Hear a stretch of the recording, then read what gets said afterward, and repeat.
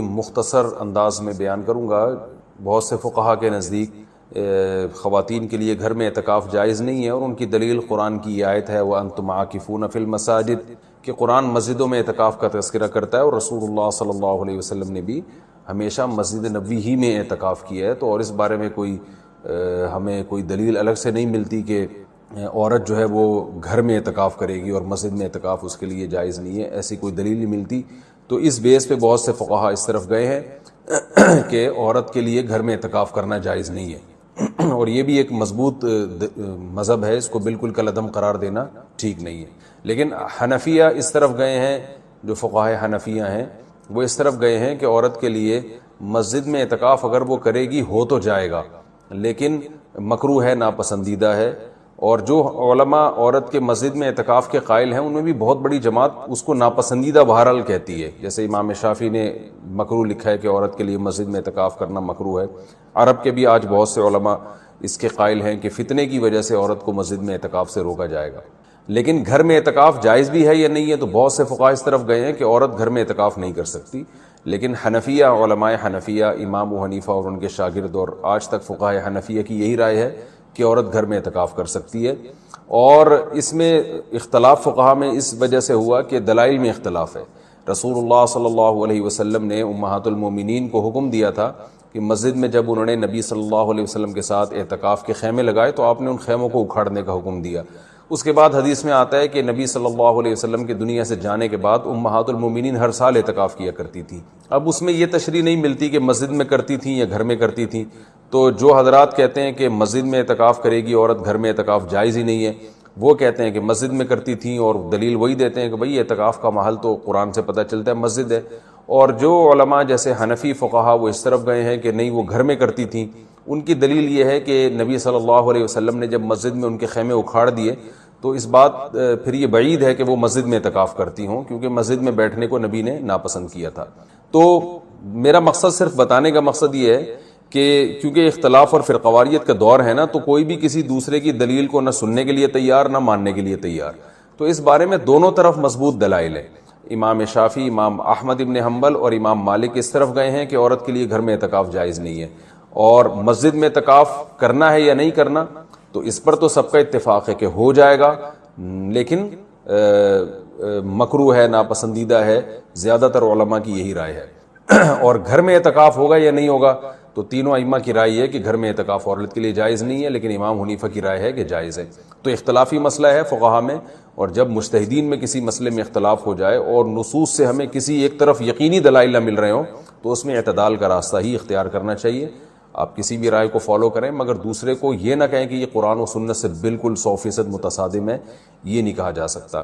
عبداللہ بن عباس رضی اللہ تعالیٰ عنہ سے مروی ہے کہ آپ نے مسجد میں اعتکاف کو بدعت قرار دیا، تو اس میں بھی جو علماء کہتے ہیں کہ عبداللہ بن عباس سے مروی ہے کہ آپ نے گھر میں اعتکاف کو بدعت قرار دیا ہے، تو اس میں بھی یہ واضح نہیں ہے کہ عورت کے لیے بھی گھر میں اعتکاف کو بدعت قرار دیا، کیونکہ وجہ اس کی یہ تھی کہ بعض تابعین عورت کے لیے گھر میں اعتکاف کو جائز سمجھتے تھے۔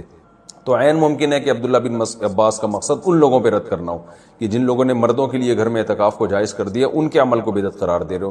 بہرحال مختصر میں جو خلاصہ میری بحث کا یہی ہے کہ دونوں طرف دلائل ہیں، اور دونوں طرف کسی بھی رائے کو آپ ایسے نہیں کہہ سکتے کہ بس یہی عین قرآن و سنت ہے اور باقی سراسر گمراہی ہے۔ کسی بھی کی بھی کوئی رائے ہو، کسی کی وہ اپنی رائے کو بیان کر سکتا ہے۔ تو ہمارے ہاں بر صغیر میں چونکہ فقہ حنفی کو فالو کیا جاتا ہے، تو اس لیے خواتین مسجدوں میں گھر میں بہت بڑی تعداد میں اعتکاف کرتی ہیں، تو اس لیے میں نے سوچا کہ میں گھر میں جو خواتین اعتکاف کریں گی ان کے مسائل میں بیان کر دوں، کیونکہ بہت زیادہ اس بارے میں سوالات پوچھے جاتے ہیں۔ جو خواتین گھر میں اعتکاف کریں گی وہ گھر میں ایک مخصوص کمرے کو جس میں عام طور پہ وہ نماز پڑھتی ہیں وہ خاص کر دیں، کیونکہ بہت سی خواتین یہ پوچھتی ہیں کہ ہم پورا گھر ہی اگر فرض کر لیں اعتکاف میں، تو میں ان سے کہتا ہوں پھر پورا محلہ ہی فرض کر لیں، تو اس میں کیا جا رہا ہے؟ تو ایسا نہیں ہوتا کہ پورا گھر یا پورا محلہ، اعتکاف کا ایک خاص مقصد ہوا کرتا ہے، وہ مقصد پورا گھر کو متعین کرنے سے حاصل نہیں ہوگا۔ تو ایک مخصوص کمرہ اپنے لیے متعین کر لیں، اور وہ کمرہ جس میں عام طور پہ وہ نماز پڑھتی ہیں۔ پھر اعتکاف کے مسائل وہی ہیں کہ اعتکاف کی حالت میں بلا ضرورت شدیدہ اس جگہ سے باہر نہیں جا سکتی، جو انسان کے ضروری حاجات ہیں ان کے لیے جا سکتی ہیں، قضاء حاجت کے لیے گھر سے اس کمرے سے باہر نکل سکتی ہیں، کھانا لینے کے لیے، جیسے کھانا پہنچانے والا کوئی نہیں ہے تو کھانا لینے کے لیے بھی جا سکتی ہیں. اگر کھانا پکانے والا کوئی نہ ہو یا ہو مگر وہ پکانے کے لیے تیار نہ ہو تو کھانا پکانے کے لیے کچن میں بھی جا سکتی ہیں، پکائیں اور واپس اپنے کمرے میں لا کے کھائیں.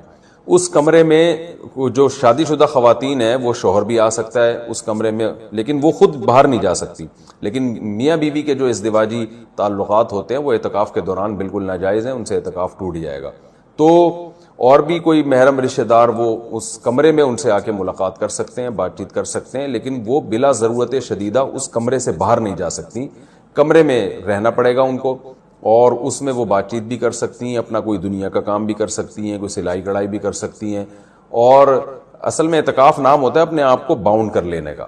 تو اللہ کے لیے آپ نے اپنے آپ کو باؤنڈ کر لیا ہے. اصل حکم تو یہی ہے کہ مسجدوں میں باؤنڈ کیا جائے، لیکن میں نے بتایا کہ اختلافی مسئلہ ہے، اس میں بعض فقہاء اس کے قائل ہیں کہ مسجدوں میں جانا چونکہ فتنے کا سبب ہے، اب عورت کو اگر اعتکاف کی اجازت نہ دی جائے تو وہ ہمیشہ کے لیے اعتکاف سے محروم ہو جائے گی. تو اس لیے انہوں نے یہ گنجائش دی ہے کہ وہ گھر میں اعتکاف کر سکتے. تو اپنے آپ کو اس جگہ باؤنڈ کریں، زیادہ کوشش کریں کہ زیادہ سے زیادہ ٹائم ان کا عبادت میں گزرے. تو مجبوری کے تحت گھر سے باہر اس کمرے سے باہر نکلا جا سکتا ہے، اور اس کمرے میں کوئی بھی جا کے جو بھی محرم ہے ان کے پاس بیٹھ سکتا ہے، بات چیت کر سکتا ہے. بچے بھی آ سکتے ہیں وہاں پہ، ان بچوں کی کوئی خدمت کرنی ہو، جیسے ان کو کھلانا ہو، ان کو پڑھانا ہو، وہ اس کمرے میں بیٹھ کے خواتین کر سکتی ہیں جو اعتکاف میں بیٹھی ہوئی. اچھا، روزہ اعتکاف کے ساتھ ضروری ہے، اگر روزہ ٹوٹ گیا تو اعتکاف بھی ٹوٹ جائے گا. اس لیے جن خواتین کو اعتکاف کے ایام میں مینسز آ جاتے ہیں تو ان کا روزہ بھی ٹوٹے گا، ساتھ ساتھ اعتکاف بھی ٹوٹ جائے گا. تو خواتین جب 10 دن کا اعتکاف کریں تو اس بات کا اہتمام کریں، ان کو اپنی تاریخیں معلوم ہو اور ان کو یہ اطمینان ہو کہ ان 10 دنوں میں وہ پاکی کے ایام میں رہیں گی، ان کو جو مینسز ہیں وہ جاری نہیں ہوں گے. تو اس بات کا پہلے اہتمام کریں. جن خواتین کا یہ خیال ہے کہ ان کو مینسز آ سکتے ہیں وہ اعتکاف میں نہ بیٹھیں یا نفلی اعتکاف کر لیں. تو سنت اعتکاف کے لیے طہارت بھی شرط ہے، کیونکہ اس میں روزہ ضروری ہے سنت اعتکاف کے لیے. اور خوشبو کا استعمال کر سکتی ہیں اس دوران، اور جو ہے وہ کسی عالم کے بیان سن سکتی ہیں، کوئی دینی کلاسز لے سکتی ہیں، اور اس میں جو ہے وہ فون پہ بات کر سکتی ہیں. تو یہ تمام چیزیں جائز ہیں، لیکن اعتکاف کا پورا مقصد جبھی حاصل ہوگا جب عبادت زیادہ سے زیادہ کی جائے. لہذا خواتین جو بھی گھر میں اعتکاف کریں گی ان کو اس اپنا پوری ترتیب اور شیڈول بنانا چاہیے، صبح و شام کی تسبیحات، تلاوت، اور زیادہ سے زیادہ عبادت، اور لیلۃ القدر کا حصول، اور گناہوں سے توبہ. رمضان کا جو مقصد ہے، اعتکاف کا جو بنیادی مقصد ہے وہ کیا ہے کہ آپ کی حالت چینج ہو جائے، آپ کو گناہوں سے توبہ کی توفیق مل جائے. تو یہ سب کام کا اہتمام کرنا چاہیے.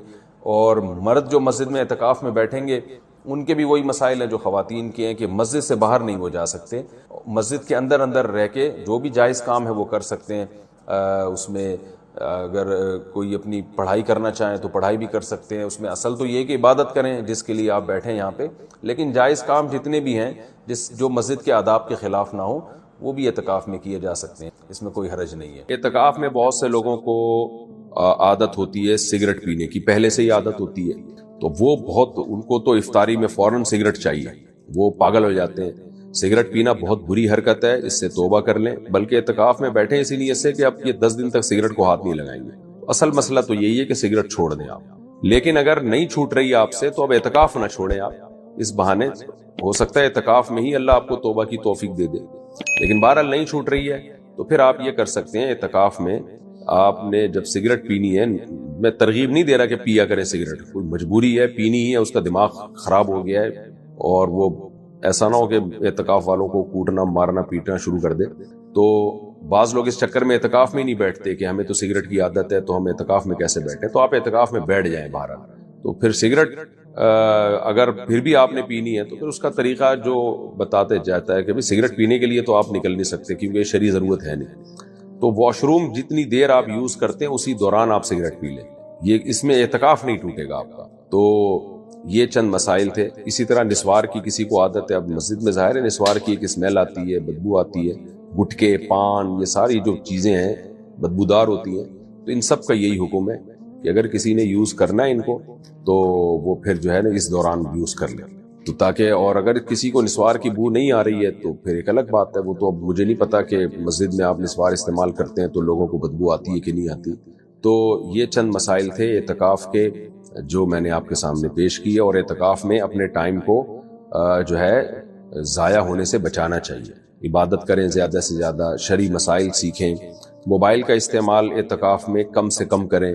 ٹک ٹاک اور انسٹاگرام، اس میں آپ کو پتہ ہے بڑی بےہودگی ہوتی ہے، لڑکیوں کی ویڈیوز آنا شروع ہوتی ہیں. تو اس میں مسجد میں اگر آپ یہ لڑکیوں کی ویڈیوز وغیرہ دیکھیں گے تو یہ بہت بڑا جرم ہے. خوب سمجھیں، بہت اللہ کے غضب کو دعوت دینے والی بات ہے. اللہ کو بہت غضب آئے گا. اس سے بہتر ہے آپ اعتکاف کریں ہی نہیں، کیونکہ آپ اللہ کے گھر میں بیٹھے ہو، اللہ کے مہمان بن کے آئے ہوئے اور وہیں اللہ کے غضب کو دعوت دے رہے، تو یہ کتنا غضب کی بات ہے. اس سے اعتکاف کا ثواب نہیں ملے گا آپ کو، بلکہ جب آپ شعائر اللہ کی توہین کرتے ہیں نا، تو علماء کہتے ہیں اس سے انسان کے ایمان چھننے کا خطرہ ہوتا ہے.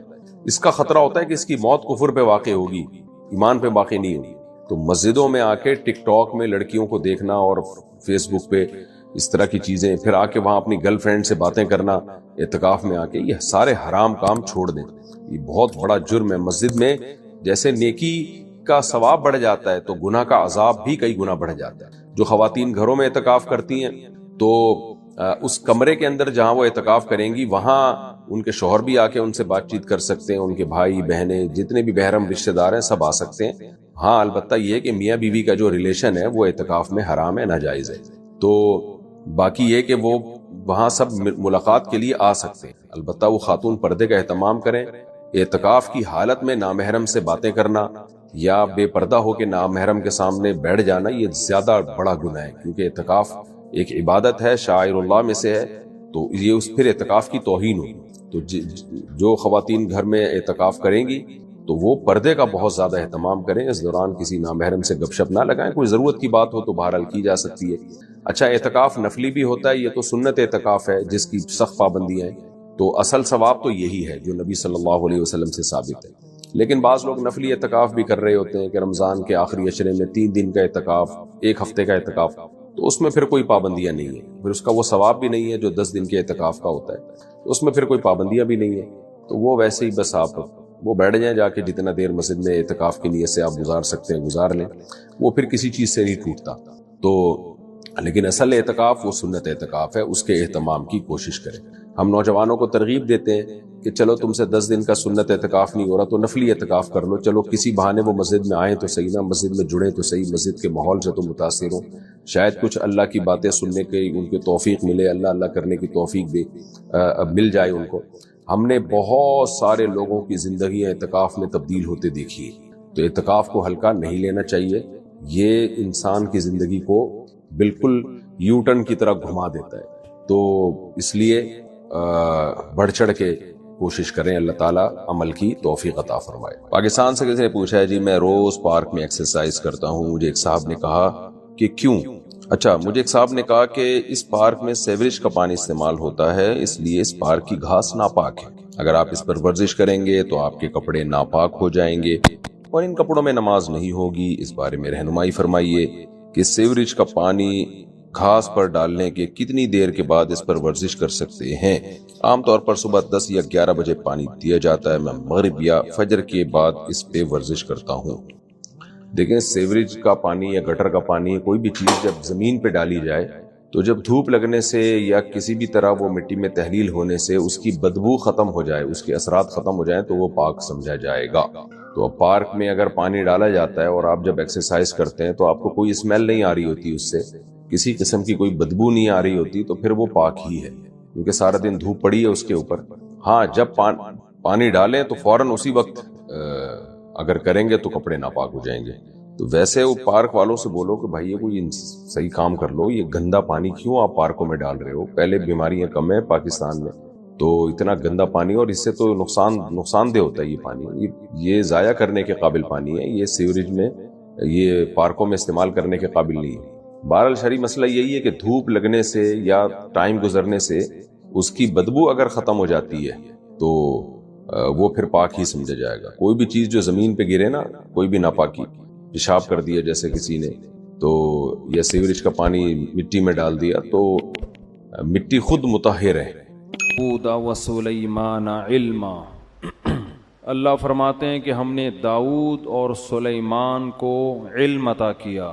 اس علم سے دین اور دنیا دونوں علوم مراد ہیں، کیونکہ آگے جس علم کا تذکرہ آ رہا ہے وہ دنیا کا علم ہے، اور دین کا علم تو پیغمبروں کے پاس ویسے ہی ہوتا ہے. انہوں نے فرمایا یا ایھا الناس علمنا منطق الطیر، حضرت داؤد اور سلیمان نے لوگوں سے خطاب کیا اور کہنے لگے کہ لوگوں، اللہ نے ہمیں پرندوں کی بولیاں سکھائی ہیں، پرندوں کی جو کنورزیشن ہے نا آپس میں، جو ان کا لنک ہے، جس طرح سے بھی اللہ نے ہمیں وہ بھی سکھا دیا ہے۔ وَأُوتِينَا مِن كُلِّ شَيْءٍ، اور ہر چیز اللہ نے ہمیں دی ہے، یعنی حکومت کے جتنے اسباب اور وسائل تھے، دنیا کی ہر نعمت اللہ نے ہمیں عطا کر دی ہے۔ إِنَّ هَذَا لَهُوَ الْفَضْلُ الْمُبِينُ، یہ اللہ کا بہت بڑا واضح فضل ہے۔ مبین کا معنی واضح فضل ہے جو اللہ نے ہم پر کیا ہے۔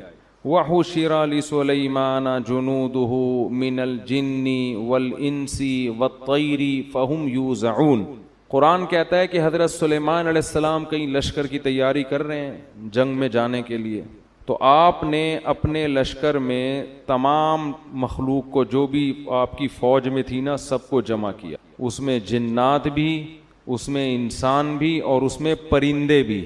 حتیٰ اذا اتوا علی واد النمل، چیونٹیوں کی ایک وادی تھی، اس کے قریب سے جب یہ لشکر گزرنے لگا، قالت نملۃ یا ایھا النمل ادخلوا مساکنکم، ایک چیونٹی نے اناؤنسمنٹ کی، پوری چیونٹیوں کے لشکر سے خطاب کیا اور کہا اے چیونٹیوں اپنے بل میں داخل ہو جاؤ، لا یحطمنکم سلیمان وجنودہ وہم لا یشعرون، ایسا نہ ہو کہ سلیمان اور اس کا لشکر تمہیں رونتا ہوا چلا جائے اور ان کو پتہ بھی نہ چلے۔ سمجھ میں آ رہی ہے بات؟ فتبسم ضاحکا من قولها، اللہ فرماتے ہیں حضرت سلیمان اس چیونٹی کی بات سن کر کھل کھلا کے ہنس پڑے۔ وقال، اور کہنے لگے، ربی اوزعنی ان اشکر نعمتک التی انعمت علی، اے اللہ تو نے جو مجھ پر نعمت کی ہے، مجھے اس نعمت کے شکر کی توفیق عطا فرما دے۔ کتنا بڑا احسان کیا کہ چیونٹیوں کی آپس کی اناؤنسمنٹ اور ان کے لیڈر کا جو قوم سے خطاب ہے، وہ خطاب بھی میں سن بھی رہا ہوں اور سمجھ بھی رہا ہوں، تو مجھے اس نعمت پہ شکر کی توفیق عطا فرما دے جو نعمت تو نے مجھ پہ کی ہے، وعلی والدیہ، اور میرے والدین پر جو نعمت کی۔ میرے والدین کون ہیں؟ داؤد علیہ السلام اور ان کی جو بھی زوجہ ہوں گی، ان دونوں پر بھی تو نے نعمت کی ہے، اس کا بھی شکر کی توفیق دے۔ وَأَنْ أَعْمَلَ صَالِحًا تَرْضَاهُ، اور اے اللہ مجھے توفیق دے کہ میں ایسا اچھا عمل کروں جس سے تو خوش ہو جائے۔ کیا خاندانی دعا ہے یا نہیں ہے؟ وَأَدْخِلْنِي بِرَحْمَتِكَ فِي عِبَادِكَ الصَّالِحِينَ، اور مجھے اپنی رحمت سے اپنے نیک بندوں میں شامل کر لے۔ یہ چھوٹا سا واقعہ ہے مگر اس میں بڑے اسباق ہیں۔ ایک تو ہمیں ایک سائنسی حقیقت پتہ چلتی ہے کہ بہت سے جانوروں کے آپس میں مواصلاتی رابطے ہوتے ہیں۔ اب یہ جو پرندوں کی بولی ہے یا چیونٹیوں کی بات ہے، یہ ضروری نہیں کہ وہ انگلش میں یا عربی میں یا اردو میں تقریر کر رہی ہوں، ہو سکتا ہے وہ بغیر آواز کے کوئی بات کر رہی ہوں، کوئی سگنل، کوئی میسج دے رہی ہوں۔ آپ آج بھی دیکھیں پرندے اڑتے ہیں، ایسے لائن بنا کے قطار بنا کے چلتے ہیں اور ان کا آپس میں رابطہ ہوتا ہے۔ امریکہ میں ایک جنگل ہے جہاں سے تتلیاں ہزاروں کلومیٹر ہجرت کر کے دور جاتی ہیں، وہ حیران ہوتے ہیں کہ یہ اتنے کلومیٹر دور موسم کی تبدیلی میں وہاں، پھر وہاں سے پوری فوج یہاں آتی ہے، ان کا آپس میں رابطہ ہوتا ہے۔ بلکہ اب تو یہاں تک دریافت ہو گیا ہے کہ بعض جانور سمندر کے ایک کنارے پہ انڈے دے کے دوسرے کنارے پہ پہنچتے ہیں، ان جانوروں کا ان انڈوں سے جب بچے نکلتے ہیں نا، ان سے ان کا رابطہ ہوتا ہے۔ ہمارے ایک رشتہ دار وہ اس میں ہیں مرچنٹ نیوی میں، تو انہوں نے کہا کہ ایک دفعہ ہمارے جہاز پہ کچھ سائنسدان آئے، وہ سائنسدانوں نے سمندر کے کچھ جانور تھے جن کے اوپر کوئی آلات نصب کیے۔ پوچھا گیا بھائی یہ کیا کر رہے ہو؟ انہوں نے کہا کہ ہم اس پہ حیران ہیں کہ یہ جو سمندری مخلوق ہے یہ سمندر کے ایک کنارے پہ انڈے دیتے ہیں، لیکن ان انڈوں اور ان سے جب بچے نکلتے ہیں تو ان کی ماؤں کا ان سے رابطہ رہتا ہے۔ تو یہ کون سی ریز ہیں جو ان کی کھوپڑی سے نکل کے ان کی کھوپڑی میں ٹرانسفر ہو رہی ہیں، یہ کیسے پہنچتے ہیں؟ اس کی سیٹنگ ہو رہی ہے، اس کو ٹریس کرنے کی کوشش کر رہے ہیں۔ اتنا عجیب اللہ کا نظام ہے، یہ ایسے ہی تھوڑی کائنات خود بخود وجود میں آ گئی اور ایسے ہی اتفاق سے بس ڈارون پھینک کے چلا گیا اور ہماری یونیورسٹی میں اس کو کیچ کر کے لوگ اس پھینکے ہوئے مال کو پڑھ بھی رہے ہیں اور اس فضول ترین لٹریچر کو پڑھا بھی رہے ہیں اور دہریے ہو رہے ہیں. سمجھتے نہیں ہو بات. اب موبائل کے ذریعے ہمارے رابطے ہوتے ہیں. لوگ یہ کہتے ہیں سائنسدانوں کی ایجاد ہے سیل فون کہ آپ کی بات کو یہاں سے وہاں تک پہنچا دیا. سائنس کسی چیز کی موجد نہیں ہوتی, یاد رکھو. سائنس کسی چیز کو ایجاد نہیں کرتی, پہلے سے موجود چیزوں پر مطلع ہو جاتی ہے. ایک بہت خاندانی اور ٹیکنیکل پوائنٹ کی بات ہے, اس کو سمجھنے کے لیے کھوپڑی کا بیدار ہونا ضروری ہے. بہت ٹیکنیکل بات ہے. یہ سائنس کی جتنی ایجادات ہیں نا, یہ حقیقت میں اللہ کی قدرت کی دلیل ہیں. سائنسدانوں نے کچھ بھی نہیں بنایا, پتہ چلا ہے. اس کی مثال ایسے, گولڈ کتنا چمکدار ہوتا ہے نا, کیا خیال ہے؟ گولڈ کو گولڈ کہتے ہیں اس لیے, اولڈ کو پتہ نہیں کیوں گولڈ کہتے ہیں, میری سمجھ میں آج تک آیا نہیں. حالانکہ وہ تو چمکدار کہتے ہیں نا, اولڈ از گولڈ, لیکن اولڈ تو عجیب صحیح ہوتا ہے. ٹھیک ہے نا. تو خیر کچھ محاورے چل پڑے ہیں, کچھ چیزیں اولڈ اچھی ہوتی ہیں. خیر اب آپ سونار کے پاس گئے, آپ نے کسی کے ہاتھ میں سونا دیکھا, کوئی لاکٹ دیکھا, کوئی زیور دیکھا, کہاں سے لیا جی؟ مجھے فلاں سونار نے دیا ہے. سونار کے پاس پہنچے, تو نے کہاں سے لیا؟ وہ کہے گا فلاں جگہ. ہوتے ہوتے ہوتے اس آخری شخص کے پاس پہنچ گئے جس نے وہ سونا کان سے نکالا تھا. پہلا وہ شخص ہوگا نا جو مزدور جس نے سونا کان سے نکالا ہے. آپ کہو کہ یار, پہلے تو آپ متاثر ہوئے, آپ نے کہا یار یہ سونار کا کمال ہے کہ ایسی خوبصورت چیز مارکیٹ میں لے کر آیا جس میں نہ زنگ لگتا ہے, نہ وہ پانی سے خراب ہو رہی ہے, نہ ہوا سے. سونے کا یہی خاصیت ہے نا. آپ نے کہا یہ اس کا کمال ہے. آپ نے کیا کیا؟ آپ نے کہا یار جس نے یہ گولڈ, میری گھر والی کے ہاتھ میں سونے کے کنگن ہے نا آپ کی, فرض کرو آپ نے کہا کہ یار یہ بڑے اچھے لگ رہے ہیں. تو آپ نے کہا بیگم یہ جس نے بھی یہ گولڈ دیا ہے نا, یہ بنایا ہے, میں اس کو نوبل انعام دلوانا چاہتا ہوں. اس نے کہا بھائی مجھے کیا پتا, میں نے تو سونار کی دکان سے لیا. آپ پہنچ گئے سونار کے پاس, سلوٹ کیا آپ نے, یار تمہاری عظمت کو سلام, کیا چمکدار چیز. وہ کہے گا بھائی میں نے تو صرف اس کو کیا کیا ہے, ایک خاص شکل میں ڈھالا ہے, میں نے تو خود کہیں اور سے لیا ہے. آپ کہو گے پھر تم نے جس سے لیا اس کو سلوٹ ہے یار. آپ وہاں پہنچ گئے بھائی, وہ کہے گا بھائی ہم نے تو خود ہول سیل کی مارکیٹ سے اٹھایا ہے, ہم تو سیل پرچیز کرتے ہیں, باقی ہمیں کیا پتا. آپ نے کہا اچھا تم نے کہاں سے لیا, میں اس کو انعام دلواؤں گا. آپ وہاں پہنچ گئے. جب وہاں پہنچے تو اس نے کہا یار ہمیں تو خام مال ملا تھا, تو ہم نے تو صرف پگھلا کے کچرا الگ کیا اور سونا الگ کیا اور ہول سیل مارکیٹ میں بیچ دیا. تو یہ تو آگ کا ایک خاص ٹیمپریچر ہوتا ہے, اس ٹیمپریچر پہ سونا الگ ہو جاتا ہے اور کچرا الگ. اس دن میں شیر شاہ کی بھٹی میں گیا, تانبا پگھلا رہے تھے, اللہ کی پناہ. تانبے کو نا, کچرا نہیں ہوتا تانبے کا, بھٹی میں ڈالا ہوا ہے اور وہ ایک خاص ٹیمپریچر پہ پانی کی طرح پگھلتا ہے تانبا. تو اس کو چھانتے ہیں, کچرا الگ تانبا الگ. ایسا جہنم کا منظر, اللہ کی پناہ یار. تو خاص ٹیمپریچر پہ بھائی وہ تجربہ کر کے ان کو پتا چل گیا کہ سونا کس ٹیمپریچر پہ پگھل جاتا ہے, اس سے کچرا الگ سونا الگ. تو ہم نے تو یہ کام کیا ہے. اس پہ تھوڑا سا شکریہ بنے گا ان کا کہ یار کمال ہے آپ کا, ایک خاص ٹیمپریچر پہ محنت کرتے ہیں آپ اور سونے کو پگھلا کے, لیکن یہ کریڈٹ آپ کو نہیں جاتا. تو آپ نے کہاں سے لیا ہے؟ سونا بنانے کا کریڈٹ آپ کو نہیں جاتا, آپ نے کہاں سے لیا؟ تو وہ کہے گا بھائی میں نے تو فلاں ساؤتھ افریقہ میں کھدائی ہو رہی ہے, وہاں سے ان سے ہمارا ٹھیکہ چل رہا ہے, ہم وہاں سے کچرا اٹھاتے ہیں. آپ نے کہا یار اس کا مطلب جو وہاں کھدائی کرنے والا ٹھیکیدار ہے نا, یہ پھر اس کا کمال ہے, اس کو انعام ملنا چاہیے, ایسی خوبصورت چیز مارکیٹ میں لا رہا ہے. آپ وہاں پہنچے, وہ کہے گا بھائی یہ تو میرا کمال نہیں ہے, مجھے تو یہ سائنسدانوں نے بتا دیا کہ ادھر پڑا ہوا ہے کچھ مشینیں آلات کے ذریعے. تو نکالنے والے کون ہیں؟ یہ مزدور ہیں. اب مزدور رہ گئے انعام دینے کے لیے.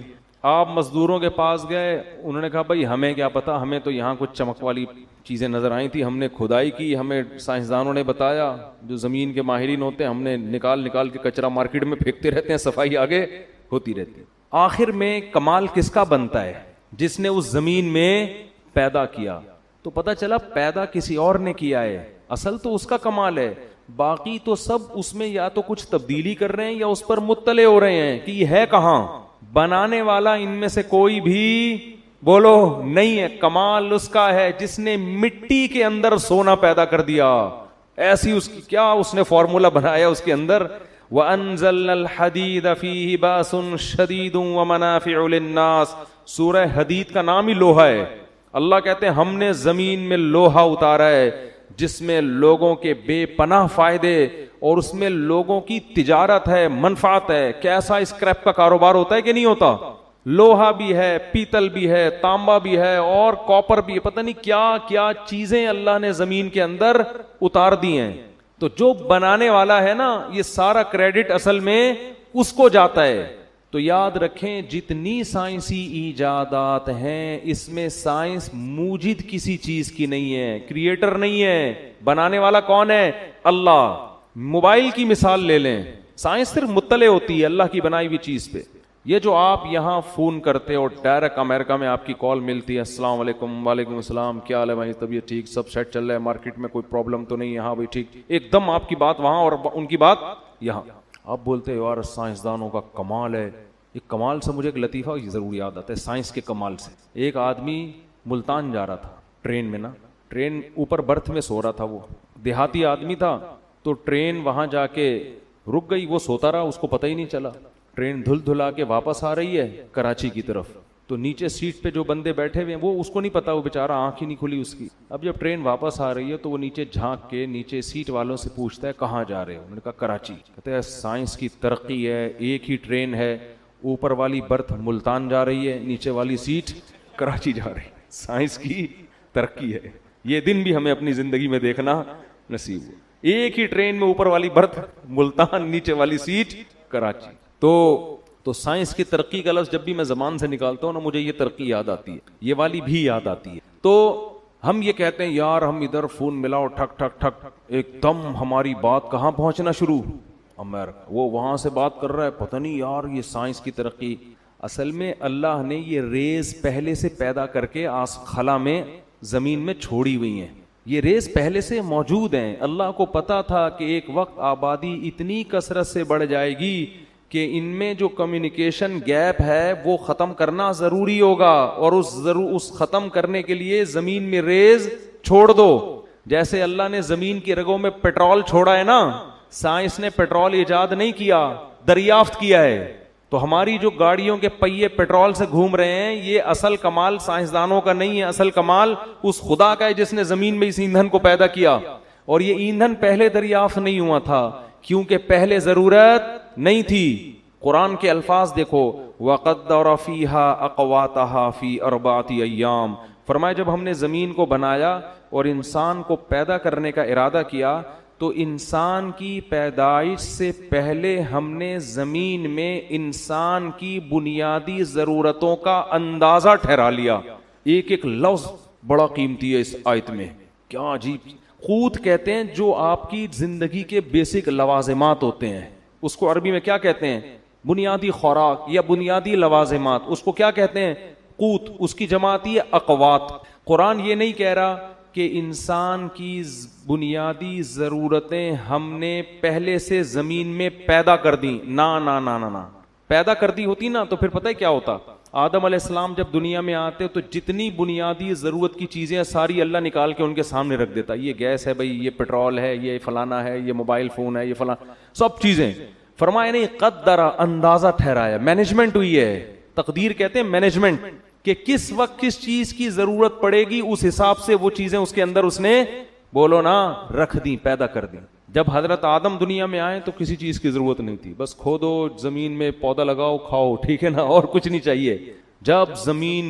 جب آبادی بڑھے گی, پھڈے ہوں گے, اس میں لڑائیاں ہوں گی, اللہ نے لوہے کو, انسان ترقی کرتے کرتے کہاں تک پہنچ گیا؟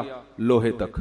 اس نے لوہے کے ہتھیار بنانا شروع کیے, اس نے لوہے کے برتن بنانا شروع کیے, لوہے کی پلیٹیں بنانا شروع کی, لوہے کے تیر بنانے شروع کیے. اس نے, آبادی بڑھنے لگی, لوگ ہجرت کر کے دور دور علاقوں میں جانے لگے. اب ان میں آپس میں رابطہ کیسے ہو؟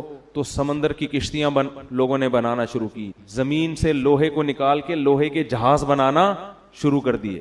تو یہ سب چیزیں نا وقت کے ساتھ ساتھ, پھر آبادی جب بہت بڑھنا شروع ہوئی تو 150-200 سال سے بھی شاید زیادہ ہو گئے ہیں, مالتھس نامی ایک شخص آیا, اس نے یہ نظریہ پیش کیا کہ آبادی جتنی اسپیڈ سے بڑھ رہی ہے نا, وسائل اتنی اسپیڈ سے نہیں بڑھ رہے, لہذا 100 سال کے بعد زمین میں قحط پڑے گا اور اتنی غربت ہوگی کہ لوگ ایک دوسرے کا گوشت نوچ نوچ کے کھانا شروع کر دیں گے. یہ مالتھس کی تھیوری تھی.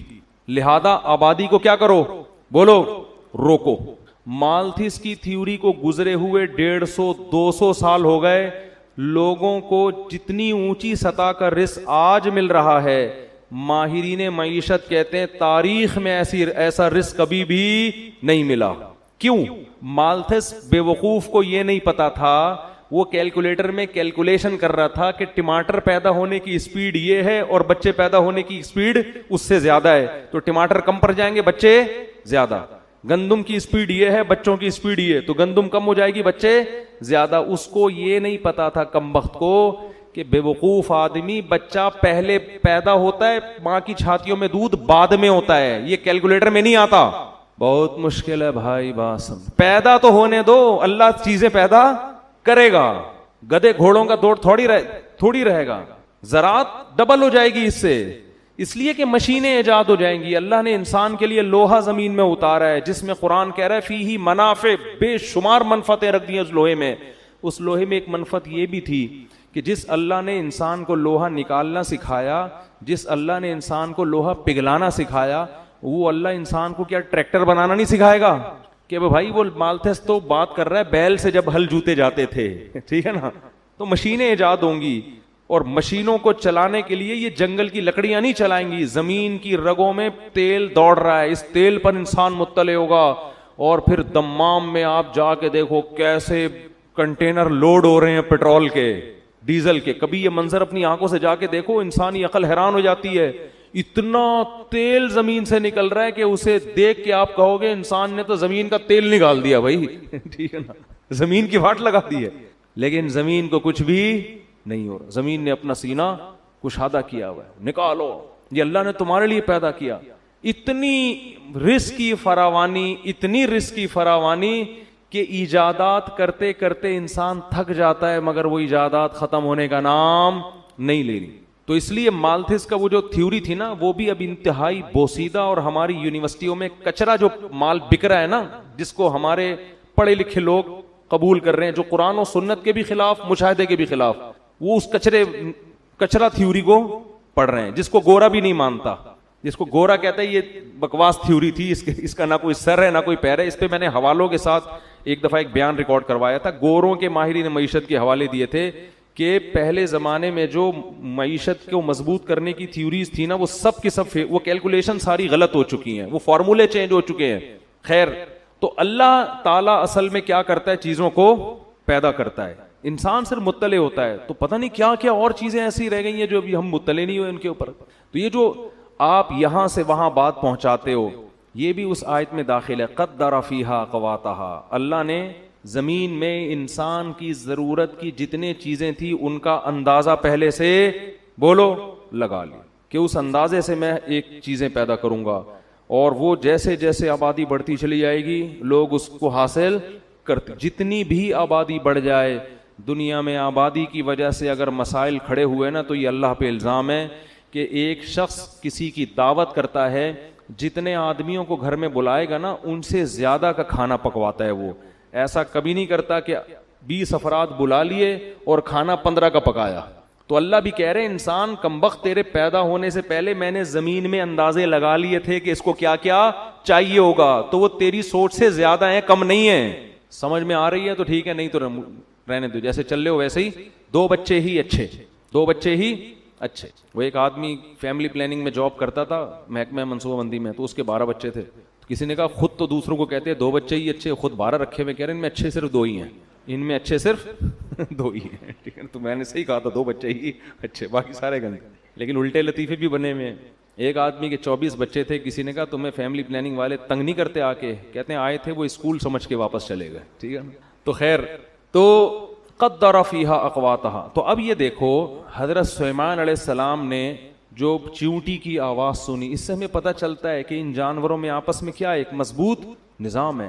شہد کی مکھیوں میں ہے، دیمک میں ہے. دیمک جو اپنا گھر بناتی ہے نا، اس پہ باقاعدہ کتابیں لکھی گئی ہیں سائنسدانوں نے، کیا شاہکار، مل کے کام کرتے ہیں سب آپس میں، کام ڈیوائیڈ ہوتے ہیں، تو نے یہ کرنا ہے، تو نے یہ کرنا ہے.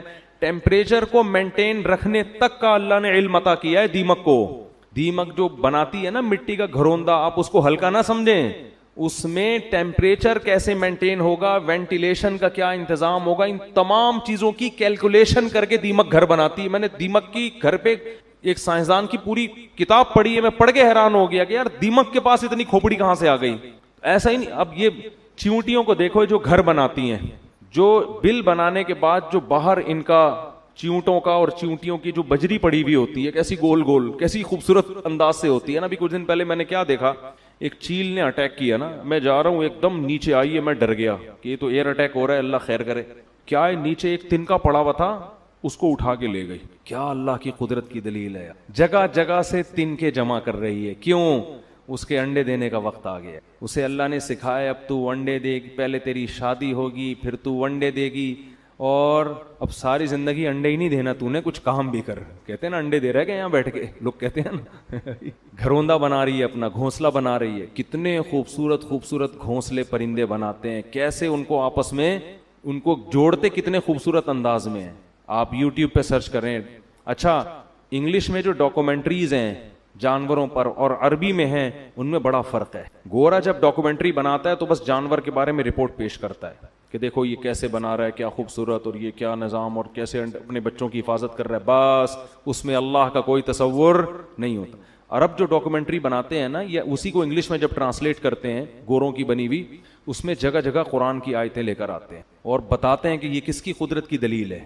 تو بھائی جو بنانے, یہی تو کافر مسلم میں فرق ہے. کافر کو بنی ہوئی چیزوں سے دلچسپی ہے, بنانے والے سے کوئی سروکار نہیں ہے, اور مسلمان کو بنی ہوئی چیزوں سے اتنی دلچسپی نہیں ہے جتنی بنانے والے سے ہے. ذالکم اللہ ربکم خالق کل شیء. اللہ جب اپنی بنی ہوئی چیزوں کا قرآن میں تذکرہ کرتا ہے نا, تو کئی جگہ قرآن میں آ کے کہتے ہیں ذالکم اللہ, یہ ہے تمہارا اللہ جو تمہارا رب ہے. یہ ہے, گویا ہاتھ سے اللہ اشارہ کر رہے ہیں, یہ ہے رب. خالق کل شیء, جس نے ہر چیز کو بنایا. افمن یخلق کمن لا یخلق, بھلا جو بنانے والا ہے اس کا وہ درجہ ہو سکتا ہے جو نہیں بنانے والا ہے. بھائی بنی ہوئی چیزوں اور بنانے والوں کا کوئی فرق نہیں تمہاری نظر میں, ایک ہی جیسا مقام ہے. نہ نہ نہ, جو بنانے والا ہے وہ اصل ہے, بنی ہوئی چیزیں تو اس کی محتاج ہیں. تو حضرت سلیمان علیہ السلام کے اس واقعے میں بہت اسباق ہیں. ایک تو ہمیں یہ نالج پتہ چلی کہ جانوروں کا آپس میں ایک بہت مضبوط لنک ہوتا ہے جس میں وہ ایک دوسرے کو اطلاع بھی دے رہے ہوتے ہیں. دوسری بات ہمیں اس واقعے میں یہ پتہ چلی کہ چیونٹی یہ کہہ رہی ہے کہ سلیمان اور اس کا لشکر تمہیں روند ڈالے گا, مگر ان کو پتہ بھی نہیں چلے گا. یہ جو پتہ بھی نہیں چلے گا نا, یہ بھی قرآن کے الفاظ لغو نہیں ہے, اس میں بھی حکمت ہے. کیا مطلب؟ پیغمبر جان کر یہ کام بولو نہیں کر سکتے. اس میں جانوروں پہ بھی ظلم سے روکا گیا ہے, اور یہ احادیث سے ثابت ہے. نبی صلی اللہ علیہ وسلم نے فرمایا کہ پچھلی امتوں میں ایک پیغمبر تھے جن کو ایک چیونٹی نے کاٹا, تو انہوں نے ساری چیونٹیاں جلا دی. تو اللہ نے ان پر وحی کر کے تنبیہ کی کہ کاٹا ایک نے تھا, سزا آپ نے سب کو کیوں دی. اس سے پتہ چلتا ہے کہ بلا وجہ چیونٹی مارنا بھی جائز بول لو نا بھائی نہیں ہے, خام خامے. ہاں گھر میں چیونٹیاں تنگ کر رہی ہیں تو وہ فنائل کا پوچھا ووچا لگا کے, وہ ایک الگ چیز ہے, وہ صفائی ستھرائی کے لیے. ایسا نہ ہو کہ ڈبے رکھ کے چیونٹیاں پالنا شروع کر دیں آپ بلا وجہ. یعنی وہ آپ کو گھر میں تو کیڑے مکوڑے تکلیف دیتے ہیں نا, لیکن تکلیف بھی نہیں دے رہے. خام خامے جانور کو جا کے مارنا یہ اسلام میں جائز بولو نہیں. آپ صلی اللہ علیہ وسلم نے چڑیا کو مارنے سے منع کیا ہے. اجازت دی ہے جس نے چڑیا کو ذبح کر کے کھانا ہو, شکار کے لیے, کھانے کے لیے اس سے مار رہے ہو تو ٹھیک ہے, خام خامے نشانے بازی کے لیے ٹھیک نہیں ہے. حضرت عبداللہ بن عمر نے کچھ بچوں کو دیکھا کہ مرغی کو باندھ کے, یہ کچھ لڑکے تھے, مرغی باندھ کے نشانہ سیکھ رہے ہیں تیر اندازی کا. فرمایا نبی صلی اللہ علیہ وسلم نے اس عمل سے منع کیا. نشانے بازی کسی بے جان پہ سیکھو, مرغیوں کو اس کا نشانہ, یہ ظلم ہے نا جانور کے اوپر. جو کام کسی دوسرے سے ہو سکتا ہے اس میں مرغی کو نشانہ کیوں بنا رہے ہو بھائی؟ مرغی کھانی ہے تو ذبح کر لو. اور آپ دیکھو چائنا والوں کو زندہ کتے کھولتی کڑھائی میں ڈال دیتے ہیں. انسانیت ہے یار.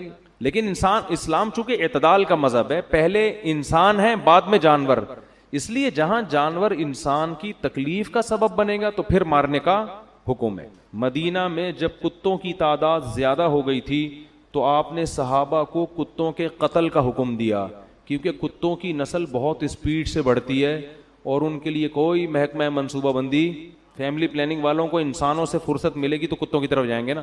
جس کے لیے اللہ نے کائنات کو بنایا انسان، اس کی تو نسل روکی جا رہی ہے. جو مقصود کائنات نہیں ہے ان کو مارنے پر جو جانوروں کی جو NGOs ہیں نا ان کی طرف سے پابندی. کراچی میں کتا مارنے پر پابندی ہے. یہ کتا پن ہے یا نہیں ہے بتاؤ؟ یہ کیسا کتا پن ہے یار؟ کتوں کی نسل کو کنٹرول کرنا یہ قرآن و سنت سے، یہ حدیث سے ثابت ہے. مدینہ میں کتے زیادہ ہو گئے تھے، آپ نے حکم دیا قتل کلاب کا، کتوں کو مارو، ایک نسل کو کم کرو ان کی. پھر صحابہ تو نبی کے حکم پہ حریص تھے، انہوں نے اتنے مارنا شروع کر دیے کہ دیہاتی باہر سے آتا اس کے بھی کتے کو مارتے ہو. تو آپ نے منع کیا، فرمایا ما لکم وللکلاب، تمہیں کیا ہو گیا کتوں کے بارے میں؟ اللہ کی مخلوق ہے، چھوڑ دو اپنے حال پہ. کیا مطلب کہ ہمیں کتے سے کوئی ذاتی دشمنی نہیں ہے کہ اس کی نسل ہی ختم کرنی ہے، اتنا کرنا ہے کہ انسانوں کو نقصان پہنچانا ختم کر دیں. جب کنٹرول میں آ گئے تو اب چھوڑ دو. تو یہ اعتدال ہے. بعض لوگوں کے ہاں جانوروں کے اتنے حقوق ہیں، NGOs بنی ہوئی ہیں، کتے لوگوں کو کاٹ رہے ہیں، بائکوں سے ٹکرا رہے ہیں. کراچی میں تو بہت ہو گئے ہیں، لیکن کہتے ہیں نا ان کتوں کو مت مارو. اور بعضوں کے ہاں ایسی زیادتی ہے کہ جلتے ہوئے زندہ کتے جلتی ہوئی کڑھائی میں ڈال کے کھا جاتے ہیں. وہ بہت سے دوستوں نے بتایا چائنا میں وہ کتا جب کڑھائی سے نکلتا ہے زندہ ہوتا ہے وہ، کیونکہ اسکن جب تک آپ کے اوپر ہے نا اور گلا نہیں کٹتا، آپ کسی کی موت آرام سے نہیں ہوتی، جلنے سے جلدی موت نہیں ہو جاتی انسان کی. تو وہ کس قدر جانور کے ساتھ ظلم ہے. مجھے تو وہ حدیث یاد آتی ہے کہ ایک عورت نے ایک بلی کو باندھ دیا اور کھلایا پلا رہے نہیں تو اللہ نے اس کی ساری نیکیوں کو اس ظلم کی وجہ سے ضائع کر دیا. تو کس قدر ظلم ہے. آپ صلی اللہ علیہ وسلم نے فرمایا جانور کو جب ذبح کرو تو ذبح میں بھی اس کو آرام پہنچاؤ. چھری تیز ہونی چاہیے، ایسے دانے والی نہیں ہونی چاہیے کہ گھنٹے پہ کاٹ رہے ہیں اس کو.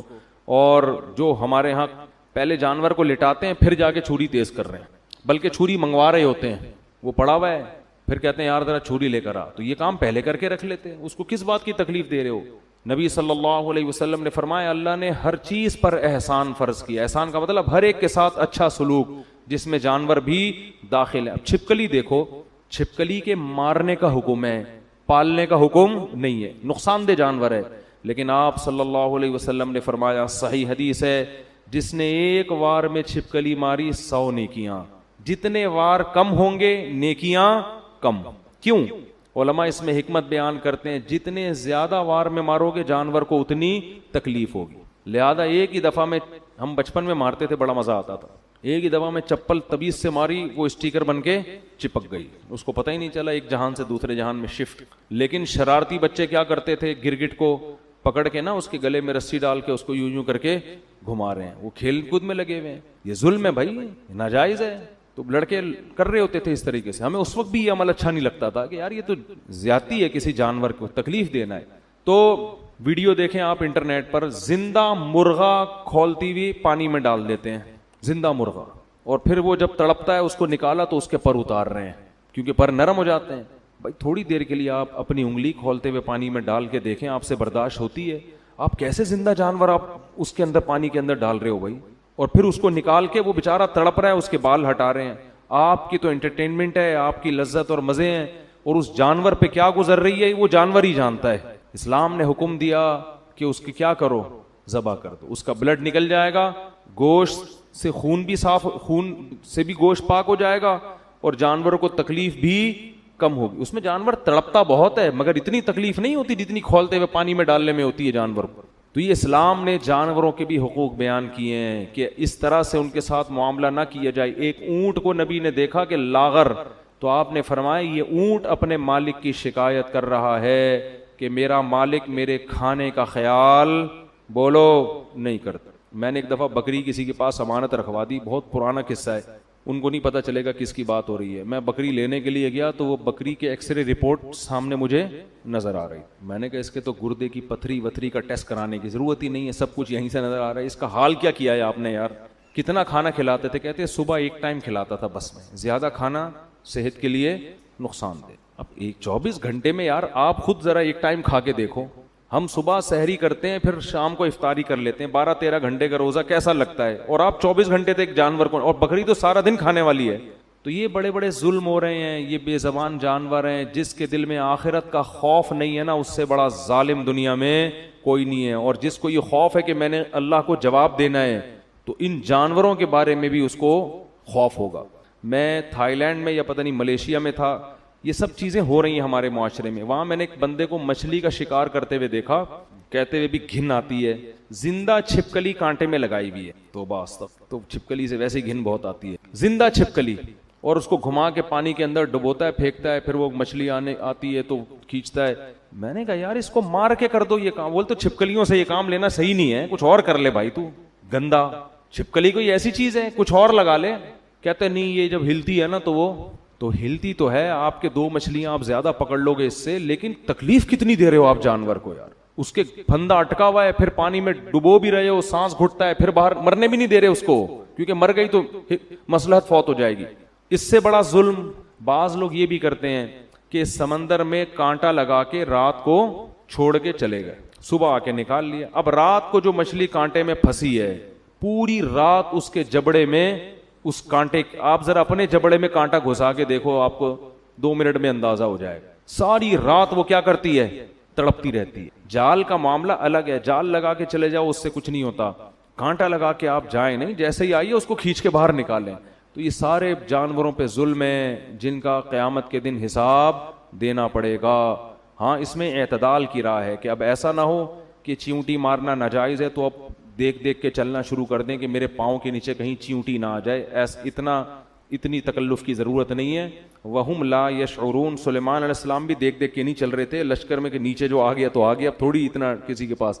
تو چیونٹیوں نے اسی وجہ سے کہا کہ بھائی سلیمان اور اس کا لشکر تمہیں رونتا ہوا نکل جائے گا اور ان کو پتہ بھی نہیں چلے گا. کہتے ہیں ایک روایت ہے, پتہ نہیں صحیح ہے ضعیف ہے, کہ حضرت سلیمان نے چیونٹی کو بلا کے پوچھا کہ تجھے پتہ ہے کہ میں پیغمبر ہوں اور پیغمبر کسی پہ ظلم نہیں کرتا, تو میرے بارے میں کیسے بدگمان ہو گئی کہ میں رونتا ہوا چلا جاؤں گا. تو چیونٹی نے کہا کہ سلیمان آپ تو بڑے سمجھدار ہیں, آپ کو پتہ نہیں میں نے وہم لا یشعرون بھی کہا ہے کہ ان کو پتہ نہیں چلے گا. ٹھیک ہے نا, چیونٹی کے بارے میں کس کو پتہ چلتا ہے. تو خیر سلیمان علیہ السلام, قرآن کہتا ہے فتبسم ضاحکا من قولها, کھلکھلا کے ہنسے اس کی بات.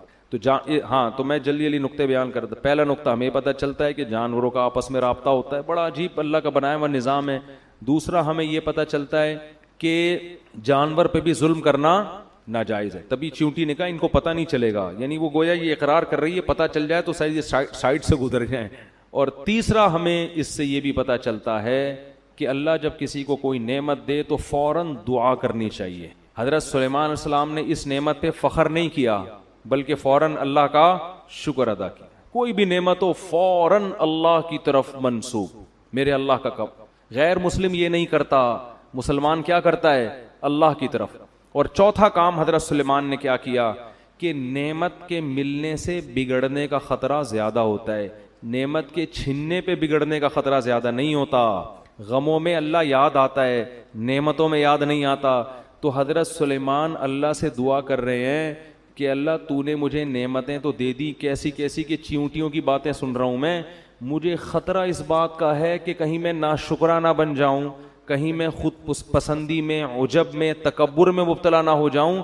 تو میں تجھ سے دعا مانگتا ہوں اوزعنی ان اشکر نعمتک, کہ تو مجھے توفیق دے کہ میں شکر بھی کروں اس کا.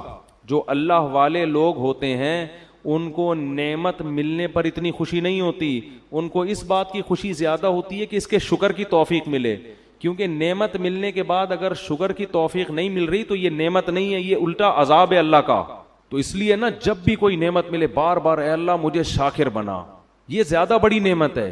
دیکھو کسی کو تھوڑی نعمت ملی, شکر کی توفیق مل گئی, یہ زیادہ خوش قسمت ہے اس شخص سے جس کو نعمتیں زیادہ ملی مگر شکر کی توفیق نہیں مل رہی. اور شکر پتہ ہے کسے کہتے ہیں, نافرمانی نہ ہو. شکر کا مطلب یہ نہیں کہ بس الحمدللہ ماشاءاللہ کہہ دیا, شکر کا مطلب وہ نعمتوں کو استعمال کر کے انسان گناہ نہ کرے, یہ شکر کا سب سے پہلا درجہ ہے.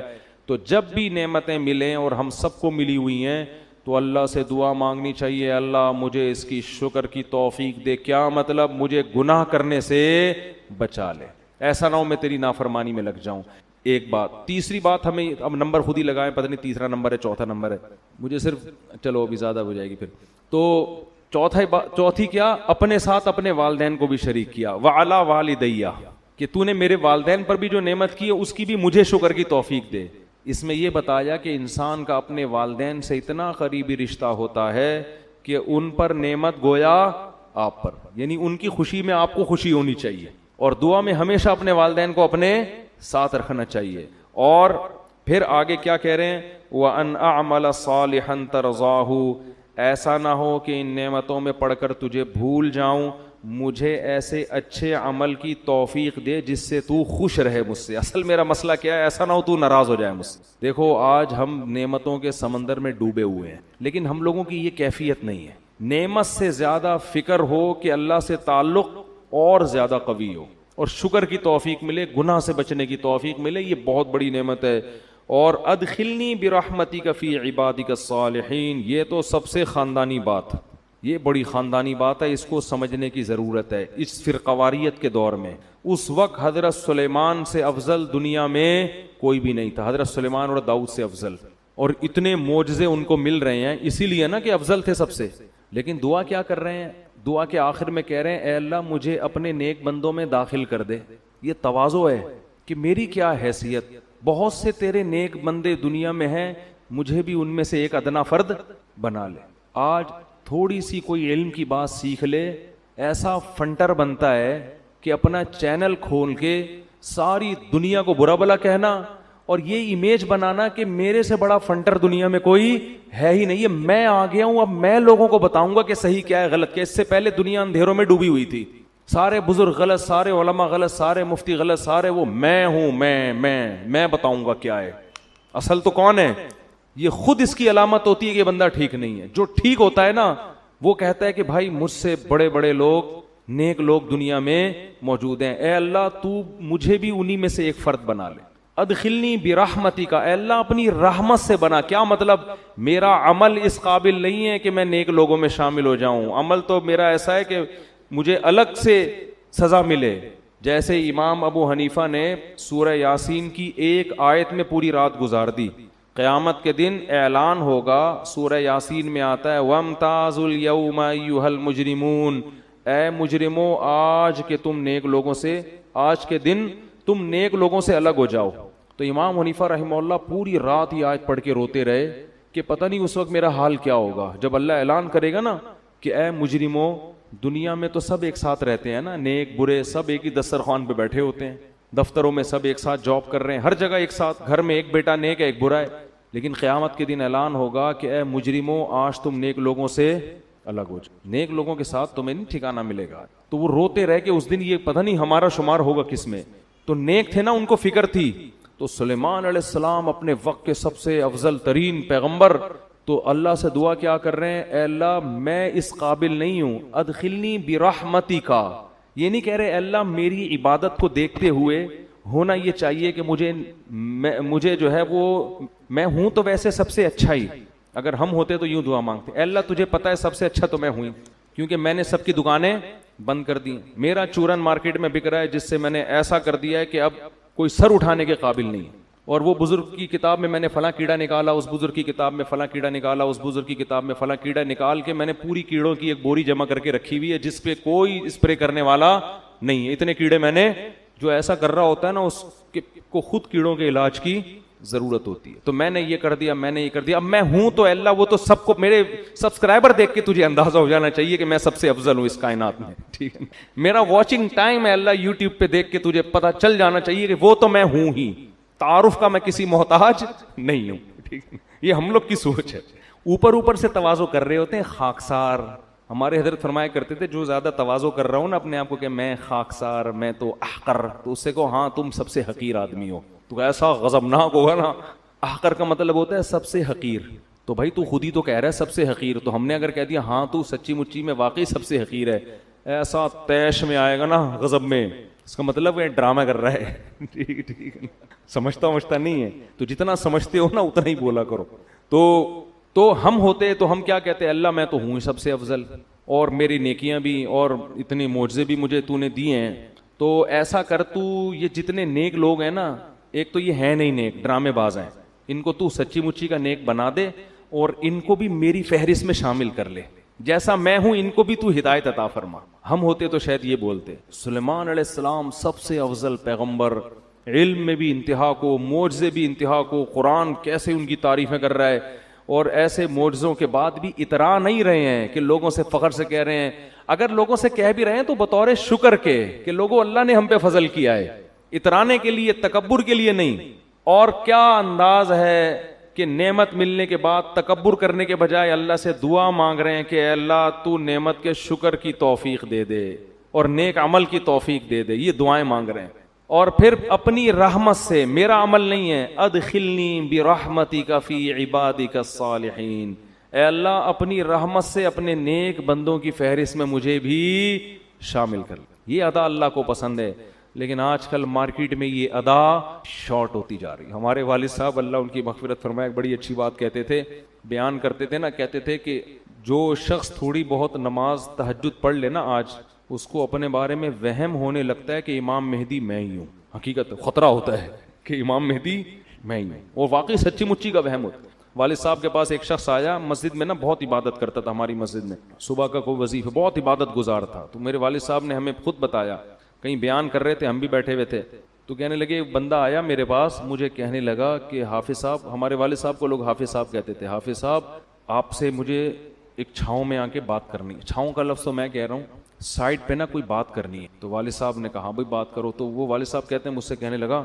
مجھے کچھ ایسی بشارتیں مل رہی ہیں کہ امام مہدی شاید میں ہی ہوں. تو والد صاحب کہتے ہیں میں نے اس کے کان میں کہا کہ بس یہ میرے اور آپ کا معاملہ ہے, کسی تیسرے کو بتایا نا کوئی گارنٹی نہیں ہے وہ کیا کرے گا تمہارے سے, مار بھی سکتا ہے جان سے, بس یہیں دبا دو اس راز کو, جو ہے نا. اچھا مشورہ دیا کہ وہ راز وہیں دب گیا, ورنہ تحریک لبیک والوں نے چھوڑنا نہیں تھا اس کو تو وہ راز وہیں دب گیا. اس کو سمجھایا بھائی تو تھوڑا معمول کم کر لے, تو نارمل جیسے لوگ نماز روزہ کرتے ہیں نا اس طرح کر لے, تیرا دماغ کی سیٹنگ کیا. بعد میں سمجھایا, اس وقت تو اتنا وہ اس میں تھا کہ بس وہ میں ہی ہوں امام مہدی. تو اور ادھر سلیمان علیہ السلام کیا کہہ رہے ہیں, ادخلنی برحمتک فی عبادک الصالحین, اے اللہ مجھے بھی اپنی رحمت سے اپنے نیک بندوں میں شامل کر لے. آگے ہدہد کا واقعہ ہے. ہدہد مارکیٹ سے شارٹ تھا, بس 2 منٹ لوں گا اس پہ. سارے پرندے جمع ہو گئے, لیکن دیکھا کہ ہدہد مارکیٹ سے شارٹ. اس زمانے میں سلیمان علیہ السلام کے دور میں مارکیٹ سے شارٹ ہونے کی اجازت نہیں تھی. مارکیٹ میں ہر وقت مناسب ریٹ پر اویلیبل ہونا ضروری تھا. تو فرمایا ما لی الا اری الہدہد, مجھے کیا ہو گیا کہ مجھے ہدہد نظر نہیں آ رہا. ام کان من الغائبین, ایسا ہے کہ مجھے نظر نہیں آ رہا یا وہ واقعی مارکیٹ سے شارٹ ہے. یعنی یہ ممکن ہے کہ ہو یہاں کہیں چھپا بیٹھا ہو, مجھے نظر نہیں آ رہا. اس سے یہ بھی پتہ چلتا ہے کہ انبیاء عالم الغیب نہیں ہوتے. کنفیوز تھے حضرت سلیمان علیہ السلام کہ ابھی یہاں ہے یا کہیں گیا ہوا ہے. پھر فرمانے لگے لأعذبنہ عذابا شدیدا, میری پرمیشن کے بغیر کیسے چلا گیا, میں اس کو پتہ چل گیا نا کہ نہیں ہے, سخت ترین عذاب دوں گا. او لأذبحنہ, یا اس کو ذبح کر دوں گا میں. او لیأتینی بسلطان مبین, جب تک میرے پاس غیر حاضری کی مضبوط دلیل لے کر نہیں آتا اس وقت تک معافی نہیں ہے. آپ کہیں گے ابھی جانوروں پہ رحم کے فضائل بیان ہو رہے تھے, ابھی ذبح کرنے کی باتیں ہو رہی ہیں. ادھر چیونٹی کو بھی پاؤں نہیں رکھا جا رہا جان کر, ادھر ہدہد کو ذبح کرنے کی دھمکیاں. او بھائی یہ آرمی تھی سلیمان علیہ السلام کی, فوج تھی, اس میں فوجیوں کو مارکیٹ سے شارٹ ہونے کی اجازت. بولو جنگ کے میدان میں جا رہے ہیں اور ایک فوجی نے کہہ دیا بھائی آفیسر, اب وہ جنگ میں بندہ شارٹ ہے, اب ہے بھائی جنگ میں کمانڈر صاحب دیکھ رہے ہیں کہ یار اس بندے کو میں یہاں بٹھا کر گیا تھا, مورچے میں وہ بندہ ہی نہیں ہے, تو وہ نانی سے ملنے گیا ہوا ہے اپنی, ہے بھائی چھوڑ دیں گے فوجی اس کو, بھائی کورٹ مارشل ہو جائے گا. لمحے خطا کرتے ہیں اور صدیاں سزا. تو یہ آرمی کا قانون تھا کہ ہدہد تھے تو ایجنسی کا کام لے رہے تھے سلیمان علیہ السلام, خبریں لے کر آ بھائی کسی بھی وقت ہمیں ضرورت پڑ سکتی ہے, اور تو مارکیٹ سے کیا ہو گیا بغیر اطلاع کے شارٹ ہو گیا. تو اس لیے وہاں یہی سوٹیبل ہے, سخت سزا دوں گا یا کاٹ. اگر کچھ بھی عذر نہیں ہے, نانی سے ملنے گیا ہوا ہے, پھپھو سے ملاقات کے لیے گیا ہوا ہے ہدہد, تو پھر کیا ہوگا, پھر تو ذبح, تاکہ دوسرے ہدہد کو آئندہ کے لیے عبرت ہو کہ سلیمان کی فوج سے شارٹ ہونے کی اجازت نہیں ہے. ایسے تھوڑی جہاد ہوتا ہے, تو فوج کا تو لا بالکل ایک الگ ہوتا ہے. تو ہدہد مارکیٹ میں آ گیا نا. فما کسا غیر بعید, ابھی حضرت سلیمان یہ باتیں کر ہی رہے تھے, بھی بندہ کہاں ہے. تو قرآن کہتے ہیں فقال, ایک دم ہدہد آیا, احط بما لم تحط به, اے سلیمان ایسی رپورٹ لے کر آیا ہوں. مزہ اس کے تو الفاظ یہ نہیں تھے ہمارا تو یہی اسٹائل ہے نا. سلیمان علیہ السلام ایسی رپورٹ لے کر آیا ہوں کہ بس مزہ آئے گا آپ کو, ایسی رپورٹ لے کر آیا ہوں. وہ رپورٹ کیا ہے, آپ کا یہ دعویٰ ہے کہ میں دنیا میں اللہ کا نظام نافذ کر رہا ہوں, ہے بھائی اتنی بڑی فوج جس میں جنات بھی ہیں, پرندے بھی ہیں, اور 100 لاکھوں گھوڑے بھی ہیں, اور ایسی زرہیں آپ کے والد بنایا کرتے تھے اور آپ اور ہواؤں میں اڑ اڑ کے جا رہے ہیں آپ دنیا میں, اور آپ اس خوش فہمی میں ہیں کہ دنیا میں فتح کر چکا ہوں. ایسا نہیں ہے, ایک ایسی حکومت کی اطلاع لے کر آیا ہوں آپ کے پاس کہ وہ گورنمنٹ چھوٹی موٹی گورنمنٹ نہیں ہے, بہت بڑی پاورفل آپ جیسی حکومت, اور ہے بھی غیر مسلم. سورج کی عبادت کرتے ہیں وہ لوگ. یعنی چھوٹی موٹی حکومت ہوتی تو ہم کہتے کہیں کونے کھانچے میں آپ سے چھپی رہ گئی ہوگی. ہو جاتا ہے چھوٹے موٹے گاؤں تو گوگل بھی ٹریس نہیں کر پاتا نا, گوگل ٹھیک ہے نا, سیٹلائٹ سیاروں سے اوجھل ہو جاتے ہیں. پوری ایک ریاست ہی آپ کی نظر سے اوجھل ہو تو یہ تو بہت بڑی ہم سب کے لیے شرمندگی کی بات ہے. تو انی وجدت امرأۃ تملکہم, میں ایسی رپورٹ لے کر آ جاؤں, ایک پوری گورنمنٹ ہے جس میں ایک عورت حکومت کر رہی ہے. وَأُوتِيَتْ مِنْ كُلِّ شَيْءٍ, تمام اسباب و وسائل ان کو دیے گئے ہیں, مضبوط پاورفل ہے گورنمنٹ, چھوٹی موٹی حکومت نہیں ہے, لڑنا بھی ان سے آسان نہیں ہے. وَلَهَا عَرْشٌ عَظِيمٌ, بادشاہ لوگ نا اپنے تخت سے اپنی دولت اور اپنے وسائل دکھایا کرتے تھے, تو عرش اس کا تخت بھی معمولی نہیں ہے. لیکن میں دیکھتا ہوں وجدتها وقومها يسجدون للشمس من دون اللہ, پوری ریاست اس ملکہ سمیت اللہ کو چھوڑ کے سورج کو سجدہ کر رہے ہیں, اور آپ کو پتہ ہی کوئی نہیں ہے. بھائی اتنا بڑا جرم افراد نہیں کر رہے, پوری ایک اسٹیٹ کر رہی ہے اور بہت پاورفل, اور آپ کو پتہ ہی ہے. بھائی آپ یہاں بیٹھے ہیں, میں یہ کر رہا ہوں, میں یہ کر رہا ہوں, آپ کو پتہ ہی کوئی نہیں. مولانا منظور چنیوٹی صاحب نے جب یہ ربوہ کا نام چینج کروائے نا تو جامعہ آئے تو ہم نے حضرت سے پوچھا کہ حضرت کیا ہوا؟ فرمایا کہ ادھر مٹھیائیاں بٹ رہی ہیں چنیوٹ میں اور آپ کو پتہ ہی کوئی نہیں. تو جب بھی یہ لفظ کہتا ہوں نا پتہ ہی کوئی نہیں, مجھے حضرت مولانا منظور چنیوٹی یاد آتے. فرمانے لگے ادھر مٹھیائیاں مٹھائی کو فرما رہے تھے مٹھیائیاں, پنجابی تھے نا تو بڑا دیسی لہجہ اچھا لگا مجھے ان کا. کہا ادھر چنیوٹ میں مٹھیائیاں بٹ رہی ہیں اور ادھر آپ کو پتہ ہی کوئی نہیں. تو بالکل یہی اسٹائل ہدہد کا. ہدہد کہہ رہے ہیں سلیمان آپ یہاں باتیں کر رہے ہیں میری یہ حکومت میں, ادھر پوری ایک ریاست ہے, ریاست بھی کمزور نہیں, پاورفل, اور پوری ریاست سجدہ کس کو کرتی ہے؟ اللہ کو چھوڑ کے سورج کو, اور آپ کو پتہ ہی کوئی نہیں ہے. پھر آگے ہدہد کی بس تقریر کر کے بیان ختم کرتا ہوں. ہدہد کہنے لگا اللہ یسجدوا للہ الذی یخرج الخبء فی السماوات, کہ میری سمجھ میں نہیں آتا جو اللہ آسمانوں اور اندھیروں کو روشنیوں سے جدا کرنے والا ہے اور ہمارے پوشیدہ اور ظاہر باتوں کو جانتا ہے, اس اللہ کو چھوڑ کر ان کمبختوں کو ہو کیا گیا کہ کس کو سجدہ کر رہے ہیں؟ ہدہد کو.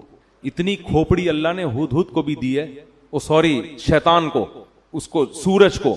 تو ان کو ہو کیا گیا کہ اللہ کو چھوڑ کے سجدہ کس کو کر رہے ہیں؟ سورج. تو اتنی کھوپڑی اللہ نے ہدہد کو بھی دی ہے کہ مخلوق کے سامنے سجدہ کرنے والے سینس لیس ہوتے ہیں. اگر جب وہ ہدہد دیکھتے ہوں گے کہ اتنے سارے لوگ پتھر کے بنے ہوئے بتوں کو سجدہ کرتے ہیں, تو اگر ان ہدہدوں کو اللہ زبان دے دینا اور ہماری سمجھ میں آ جائے کہ یہ کیا کہہ رہے ہیں, تو یہ مندروں پہ بیٹھ کے یہی کہتے رہیں گے کہ بھائی ان کو کیا ہو گیا کہ خدا کو چھوڑ کے, وہ سورج تو پھر بھی چڑھتا ہے نا آسمان پہ, اتنی خدمت کر رہا ہے, یہ بت تو کچھ بھی نہیں کر رہا. اور پھر اللہ لا الہ الا هو رب العرش العظیم, پھر ہدہد کہنے لگا اللہ وہ ذات ہے جس کے سوا کوئی عبادت کے لائق نہیں اور وہ بہت بڑے عرش کا مالک ہے. سلیمان علیہ السلام نے پھر آگے کہا بھائی دیکھ تو نے بعض دفعہ انسان جب غائب ہوتا ہے نا تو کچھ کہانیاں گنتیاں سیکھ کے آ جاتا ہے, جو بھی مارکیٹ سے شارٹ ہوگا جب مارکیٹ میں آئے گا کچھ تو کہانی سنائے گا نا. کیا خیال ہے بھائی؟ حضرت سلمان نے سوچا کہ توحید پہ تقریر بھی کر دی اس نے. جو جھوٹ بولتا ہے نا, جو جھوٹا ہوتا ہے وہ جھوٹ کو بہت خوشنما نعروں میں رکھ کے پیش کرتا ہے. تو اس کا امکان تھا اگر دیکھو ہدہد آ کے صرف اتنی تقریر کر دیتا کہ جی آپ کو پتہ نہیں ہے میں خبر لے کر آیا ہوں, ایک گورنمنٹ ہے اور وہ یہ کچھ کر رہی ہے, چپ ہو جاتا. حضرت سلیمان شاید سمجھ جاتے کہ سچ بول رہا ہے, لیکن آگے اس نے پوری توحید پہ تقریر شروع کر دی. تو اس بات کا امکان تھا کہ فنٹر بننے کی کوشش کر رہا ہے, ٹھیک ہے نا, اس بات کا امکان تھا کہ جھوٹ بول رہا ہے لیکن فنٹر گیری کر رہا ہے, کہ تاکہ میرا یہ جھوٹ سچا لگے کہ میں توحید کے معاملے میں اتنا سینسیٹیو ہوں کہ مجھ سے یہ منظر دیکھا نہیں جا رہا. اس لیے حضرت سلیمان نے کہا کہ بھائی یہ 2 نمبری بھی کر سکتا ہے, ٹھیک ہے نا, اتنا نیک اور ایسی توحید پہ تقریر, اور مجھے کہ ان کو کیا ہو گیا اللہ کو چھوڑ کے, ایکچولی میں ڈپریشن میں جا رہا ہوں, میں اسٹریس میں جا رہا ہوں, مجھے سمجھ میں نہیں آ رہا. تو جھوٹ بولنے والے بہانے باز بھی اس طرح کر رہے ہوتے ہیں. اس لیے سلیمان نے کہا کہ یا تو بہت نیک ہے, ٹھیک ہے نا, تجھے واقعی شرک پہ بڑی تکلیف ہو رہی ہے, یا تو سچ کہہ رہا ہے, تو ہم دیکھیں گے